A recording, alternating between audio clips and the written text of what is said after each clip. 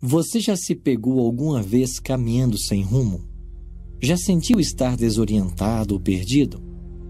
Essa parece ser a realidade de todos os seres humanos.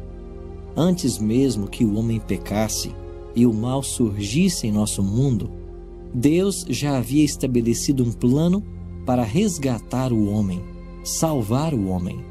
Salvar de quê? Do que preciso ser salvo? Jesus veio a este mundo para salvar você e eu do pecado e da morte.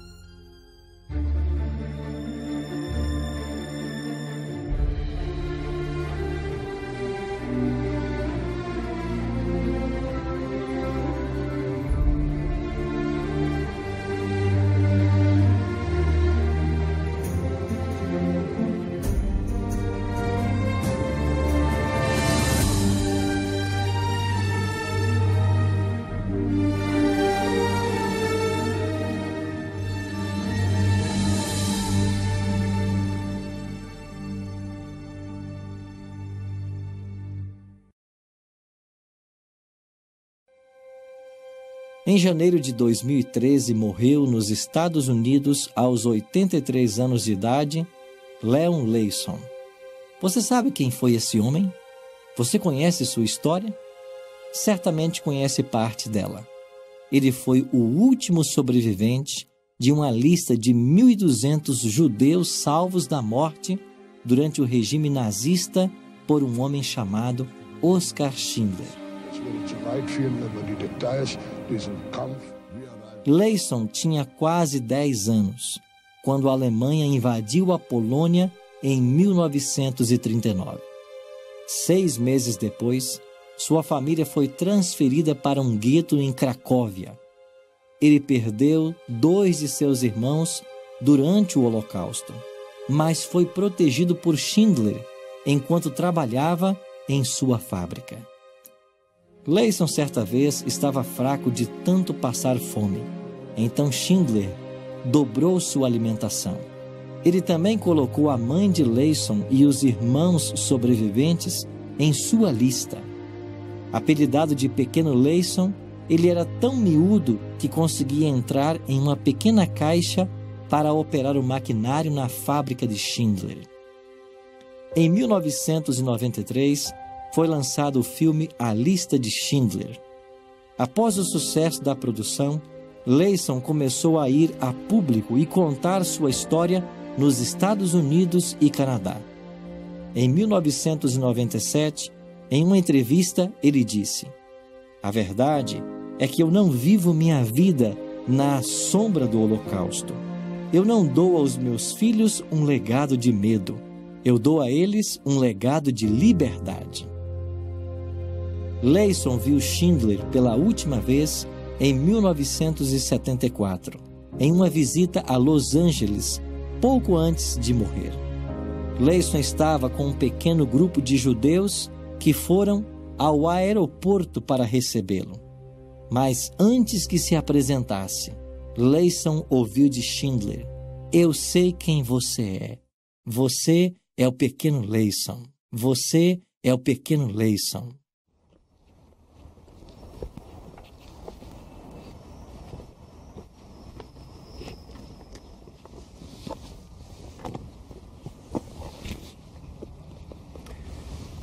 Aqui está a sepultura de Oskar Schindler. Essas pedras sobre a sepultura foram colocadas por judeus que vieram visitar o seu túmulo e agradecer por sua ação.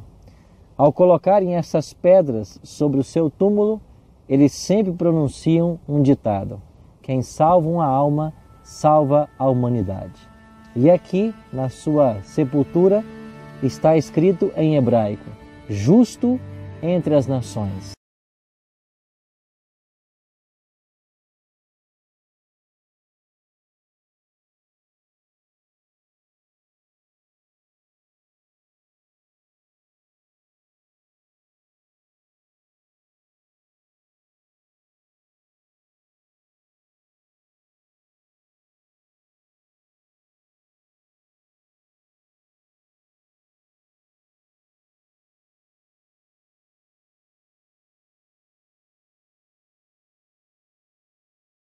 agora em outro cemitério. Aqui, segundo a tradição, Jesus teria sido sepultado. Não temos aqui uma lápide sepulcral, como a de Schindler, dizendo o Salvador inesquecível de 1.200 judeus perseguidos. Mas Jesus gravou na história, com seu próprio sangue, o título de Salvador do mundo.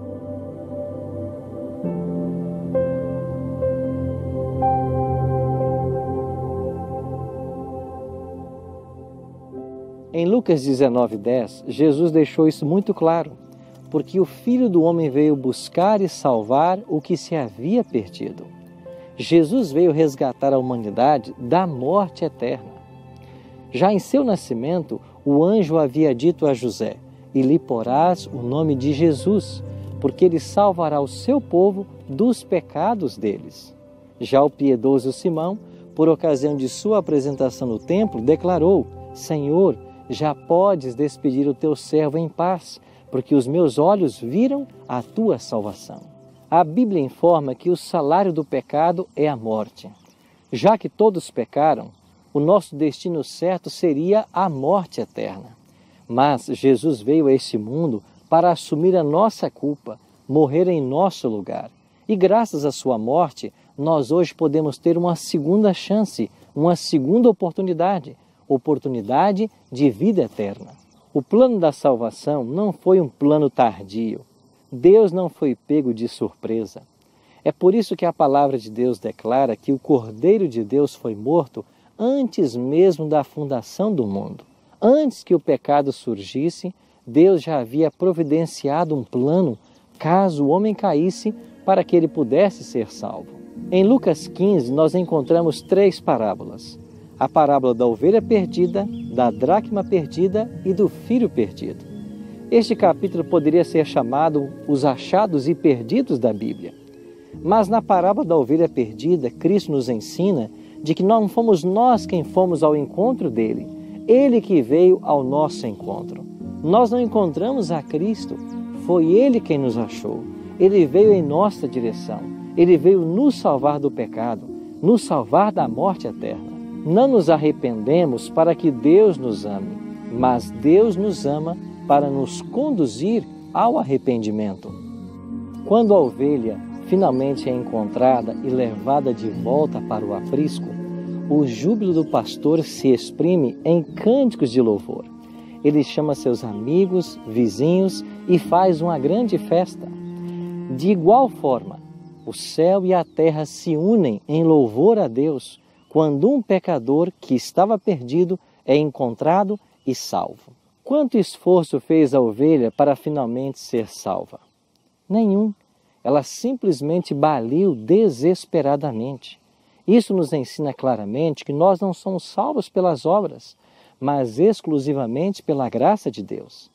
Paulo declarou: "Porque pela graça sois salvos por meio da fé. Isso não vem de vós, é um dom de Deus, não de obras, para que ninguém se glorie." Somos salvos pela graça, independentemente das obras. E essa salvação, ela é recebida mediante a fé. Fé em Cristo como o prometido Cordeiro de Deus. Fé nos méritos de Cristo, que são suficientes para nos perdoar e salvar. Fé na justiça de Cristo que nos é imputada. E nós somos salvos pela vida santa que ele levou. É por isso que o apóstolo Paulo declarou: "Mais longe esteja gloriar-me, senão na cruz de nosso Senhor Jesus Cristo." 6 meses após a morte de Leon Leyson, o último sobrevivente da lista de Schindler, uma das 4 cópias existentes da lista foi oferecida num leilão que durou 10 dias. Ela foi oferecida por um preço de reserva de $3 milhões. No entanto, não recebeu nenhuma oferta. Talvez as pessoas não quisessem manter vivas uma história tão triste de injustiça e morte. Eu não sei. Mas eu queria falar para você de uma outra lista. É Deus quem está fazendo essa lista. Ela se encontra no livro da vida. E lá estão sendo colocados os nomes de todos os que forem salvos pelo sangue do Cordeiro. Seu nome já está nela? Você deseja que seu nome seja escrito nessa lista? Só há um caminho.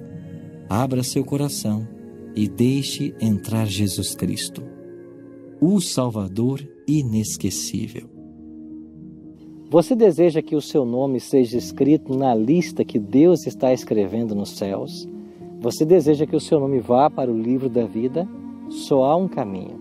Abra o seu coração a Jesus Cristo e permita que Ele seja o teu Salvador. Se esse é o teu desejo, ore comigo agora. Nosso bondoso Deus e Pai, muito obrigado por tão grande salvação que nos foi oferecida na cruz do Calvário. Hoje, queremos abrir-te o nosso coração e declarar Jesus como nosso Salvador pessoal. Ajuda-nos nessa decisão. Em nome de Cristo nós te oramos. Amém. Jesus disse que viria e veio. Ele disse que morreria e morreu. Ele disse que ressuscitaria e ressuscitou. Ele disse que vai voltar. Espere-o.